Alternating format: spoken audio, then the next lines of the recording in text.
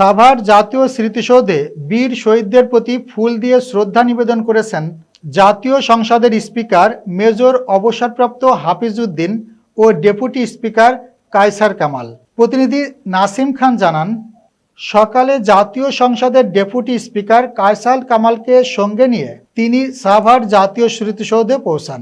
পরে তারা বীর শহীদদের প্রতি ফুল দিয়ে শ্রদ্ধা নিবেদন করেন। এ সময় তারা শ্রদ্ধা নিবেদন শেষে বীর শহীদদের স্মরণে 1 মিনিট নীরবতা পালন করেন ও জাতীয় স্মৃতিসৌধের পরিদর্শন বইয়ে স্বাক্ষর করেন। এ সময় জাতীয় সংসদের স্পিকার মেজর অবসরপ্রাপ্ত হাফিজ উদ্দিন বলেন, বিরোধী দলকে সব বিষয়ে ছাড় দেওয়া হবে যাতে সরকারের সমালোচনা করতে পারেন তারা।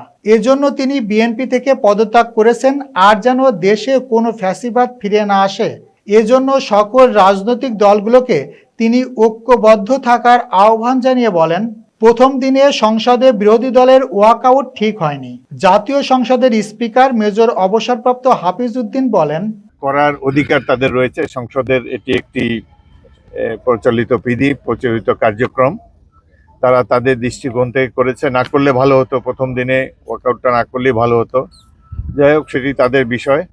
সংসদে সরকার এবং বিরোধী দল উভয়ের সহযোগিতার মাধ্যমে, উভয়ের ঐক্যবদ্ধ প্রচেষ্টার মাধ্যমে সংসদ তার অভিষ্ট লক্ষ্যে পৌঁছতে পারে।